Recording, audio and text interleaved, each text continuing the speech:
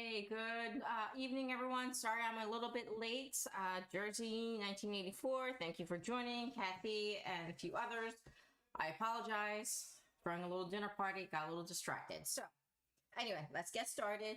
We're a little bit late, but thank you, everyone who is joining, even though we started a little bit late. Appreciate you, the fact that you waited and joined. So, this week, it is July. It's a little bit late, I know, because 4th of July is past, but the entire month of July, usually you're going to hear a lot of fireworks. People are going to be out there. They're going to be throwing those fireworks almost every weekend. You're going to find someone throwing some fireworks somewhere. So, most people have some dogs somewhere who are afraid of fireworks. And I know we've all experienced it, even myself. My dog Nadia, who has never, ever in her entire life ever been afraid of fireworks. Suddenly this year, fireworks go off. She starts acting nervous. She looks at me. She starts pacing. She starts panting. She wants to try and hide. So if you recognize these signs, your dog is getting nervous because of the fireworks. And it's not just the noise, okay? There's an actual reverberation.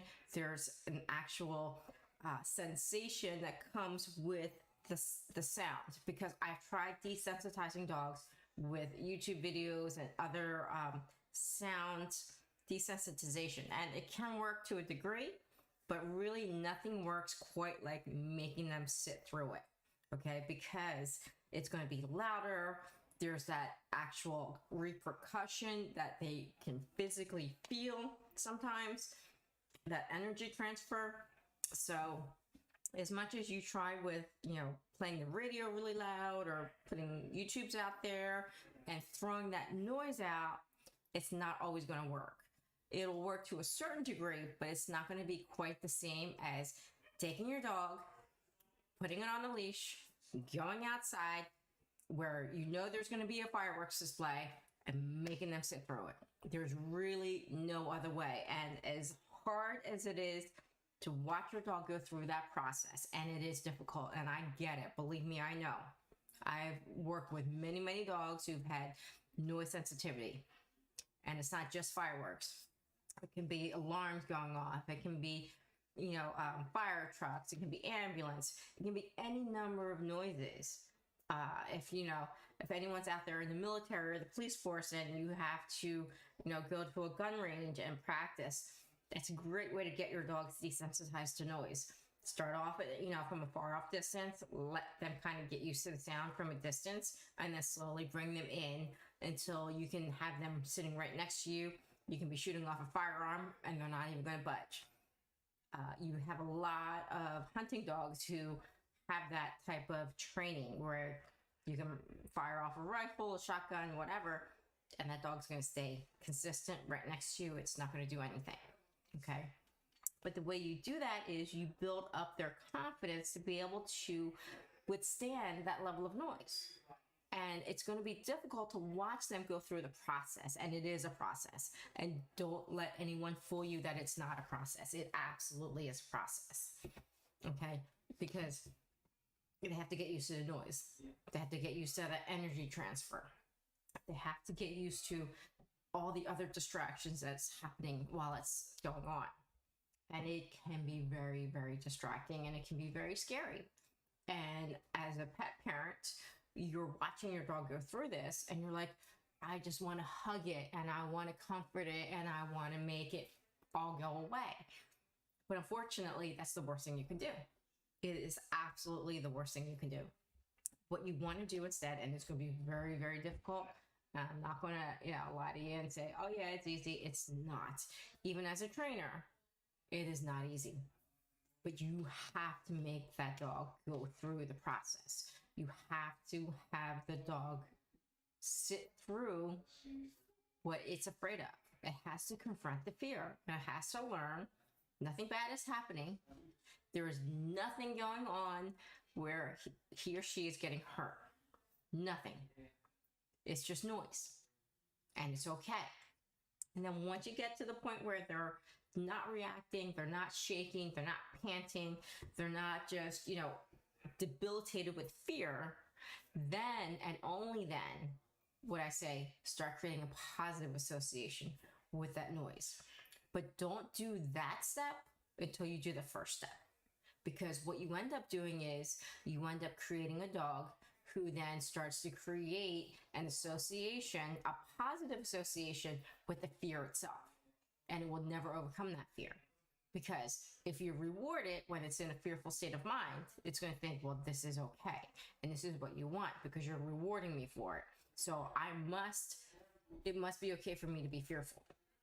So instead of doing that, let it sit through the process, let it go through and understand, okay, I need to go through this process. I need to confront this fear. I need to understand that nothing bad is happening to me, even though all of these fireworks are going off, all this noise is coming at me from every direction, and I can't do anything about it, and I can't escape it. Okay, and that's the number one thing. Don't allow your dog to escape the noise or whatever it's afraid of. Because if you do, it will always be afraid of it. Always. And that fear will incrementally grow. So you want to, and this, believe me, I get it, and I know it's so hard. It's easy to say and hard to do. But you need to allow the dog to go through the process of processing the fear, understanding that, hey, you know what? Nothing bad is happening. I'm okay. Even though I'm deathly afraid and all this noise is coming at me, there's really nothing bad happening to me. But it has to go through that. And it may have to go through, repeated times. You may have to do it 3, 4, 5, 6, 10, 20 times before it finally understands, okay, nothing bad has happened. It really depends on the level of fear and your dog. Some dogs, you make them go through the process once and they're like, oh, okay, I'm good.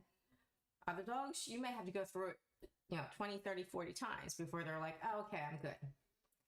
Once they get to the point, okay, I'm good. I can deal with this. I can process it. I don't necessarily have to shake in fear.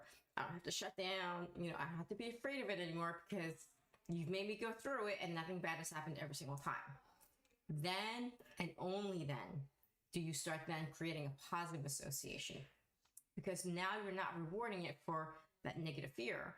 You're rewarding it for not having a reaction at all. Okay. Then you start giving it treats, affection, whatever it is that motivates your dog. Then and only then do you give that positive feedback, because that's the state of mind that you want to encourage. You want to say, okay, now that you're not afraid, I'm going to reward you for that. I'm going to reward your state of mind because I like the fact that you're not fearful. I like the fact that we've gotten you past that fear to the point where you can sit here with all of this noise and nonsense going on and you're not shaking in your boots. You're not cowered down. You're not completely shut down. You're not panting excessively and drooling. And these are all things that you'll see. The panting, the drooling, the shakes, where their body is literally shaking because they're so afraid, because they just don't know what to do. And you know what? If you don't make them confront it, they're going to be afraid anyway. You're not doing anything that's going to make them more fearful. What you're doing is you're helping them to overcome that fear. And you can't overcome fear by avoidance. You just can't. You can try and avoid things the rest of your life, but there's always going to come a time where there's going to be a loud noise and that dog's going to react and it's going to immediately shut down. Now, do you want to spend the rest of your life trying to figure out anytime there's going to be a loud noise? You will spend the rest of your life trying to figure out every noise that comes. Loud bang, truck going by, siren going off. You can't do it. It's just not realistic. It's not realistic. You cannot live in this world without some loud noise going off somewhere. Now, do you really want to live in fear of your dog taking off at some point because they hear a loud noise and they can't control themselves and they are in flight out of fear?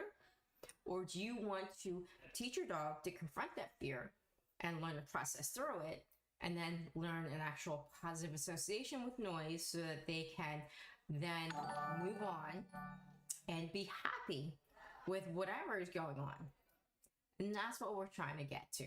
We're trying to teach dogs, you know what? It's okay. It is okay to be afraid, but It's not okay to live in constant fear. We're going to help you through that fear. And we're going to teach you not to be afraid. And the only way we can do that is making that dog confront the fear and understand, guess what? Nothing bad is happening to you. So next time you know that there's fireworks going off, put your dog on a leash, get a comfortable chair, go outside, make your dog sit right next to you while you watch the pretty fireworks. If they're afraid of sirens, go to your local firehouse or local hospital where you know there's going to be a lot of ambulances coming back and forth. Take a chair, sit down, and watch the pretty fireworks, watch the pretty trucks go by, watch all the pretty lights. Make that dog understand that you're still there. You don't need to talk to the dog. You don't need to comfort the dog. You don't need to do anything other than be physically present. That is going to do more for you and the dog than anything that you could possibly think of. So you comforting the dog, you trying to talk it off the ledge, it's not doing anything. What you need to do is just be physically present, be silent, and just let the dog understand that you're there for them, but that you're not going to allow it to live in fear anymore. You're just not. You're not going to allow that anymore. You're going to make the dog confront the fear, and you're going to help him or her over that fear. And the only way to do that is to face the fear head on and deal with it. Okay. And as easy as it is to say, and I understand, as it's very difficult to do. And as a trainer and as a professional, I sometimes have a difficult time watching a dog go through the process. And it is a process.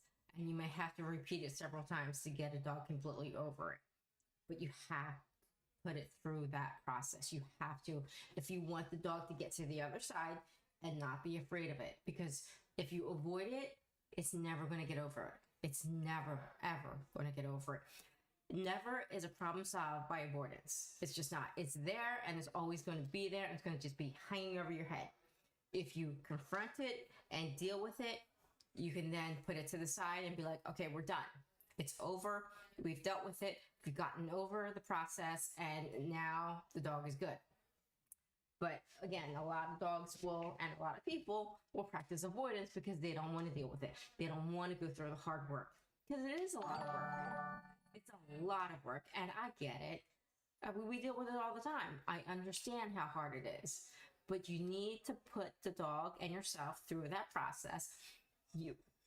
You as a human have to be strong. You have to be calm, and you have to be strong, and you have to be the leader that the dog needs, because they are not going to get through that process if they have to be the leader and they're deathly afraid. They need to be able to count on you to be the leader and to represent strength. And if you're afraid, then what the hell are they going to be? They're not going to be able to follow you or your example. You have to lead by example, and you have to tell this dog, hey, guess what? Everything's okay. There is nothing to be afraid of. I am not going to feel sorry for you. I'm not going to feel bad for you. But what I am going to do is I am going to help you, because I want you to be healthy. I want you to be happy, and I want you to be confident. And in order for you to do that, we have to get you over this fear. And in order for that to happen, we need you to confront that fear. Okay? And as difficult as it is, it's simple and it's difficult at the same time. It really, really is. You need to put that dog through its paces. You need to let it confront the fear. You need to let it live in that fear until it can get over it. And it's so hard at the process. I get it. And it's why people hire trainers like ourselves to help their dog through that process, because they know they can't do it. They know they don't have the strength to do it. And I get it, and I respect people. You don't know how much I respect people who have the strength to do that, to recognize that they can't do it themselves, and they need someone to help their dog through that process. And that's what we're here for. We will absolutely help the dog through that process. We've done it hundreds of times, and we will continue to do it thousands more, because there are so many dogs out there who need it. Because of COVID and all these other things that have happened, dogs are afraid of everything. They're afraid to go out the front door. They're afraid of any noise. They're afraid of Males in sunglasses and hats. They're afraid of, the mailman. They're afraid of everything. And it's so sad to see because it doesn't have to be that way. It really doesn't have to be that way. And it's a pretty simple solution. It just takes a little time. If you're willing to put the time in and the investment in, you will have a very well-balanced, very confident dog who can handle any environmental stressors. Because let's face it, there are a lot of stressors out there in the world. There just are. And it's not getting any better, and it's not getting any easier. So you have to be able to adapt and be able to handle whatever comes at you. You and the dog. And if you don't arm your dog with the right tools necessary to have the self-confidence to be able to deal with these things, they're going to be in trouble the rest of their lives. They just are. Thank you, Ray, for all your help. Appreciate you. So shout out to Ray. Thank you, thank you, thank you. So make sure you're out there, you're working your dogs. If you have dogs who have noise sensitivity, and it's not just noise. I mean, we're using that because it's, the 4th of July month and, there's fireworks going off every, other day, it seems. But it can happen for anything that they're afraid of. Make them confront that fear and help them to overcome it. You will be your dog's best friend. You will be your own best friend if you do that for your best friend, your dog. Take the time, and if you can't do it and you understand and recognize that, kudos, absolute kudos. But make sure you get the help that you need and that your dog needs. It's not that hard. There are hundreds of trainers out there. Find a good, reputable trainer who's going to be able to work with you to get the job done and help you and your dog have a better relationship, but more importantly, help your dog be more confident and more balanced and have a better life. Because who wants to live in fear the rest of their lives? I mean, I certainly don't. No one wants to live in fear. Do you know how debilitating it is to constantly be fearful of every little thing? Even if it's just one major thing. You don't want to spend the rest of your life always afraid of whatever's going to come around the corner or what loud noise is going to come and freak you out.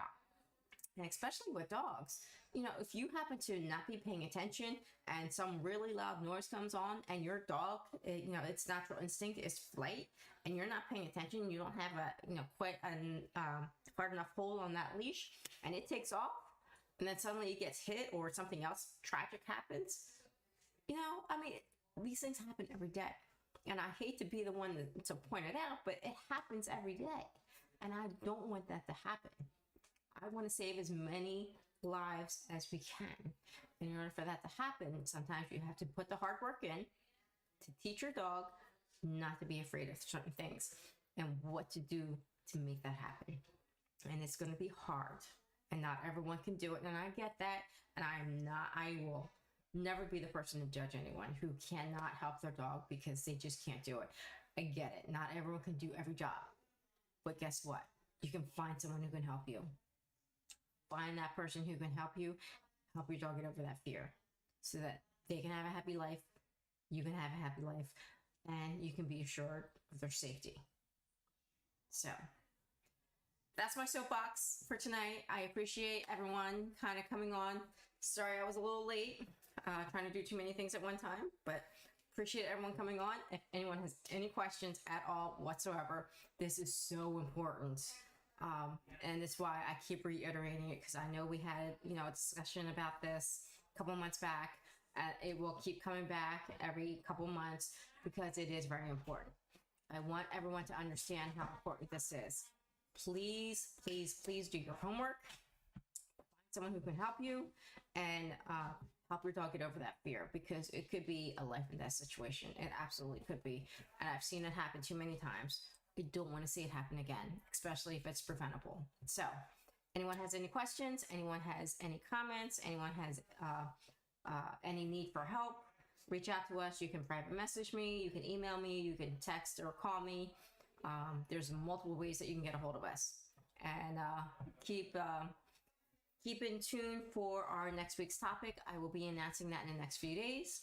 Thank you, everyone, for all your support and continued support of us and following us and keeping in touch with us. So I really appreciate that. Thank you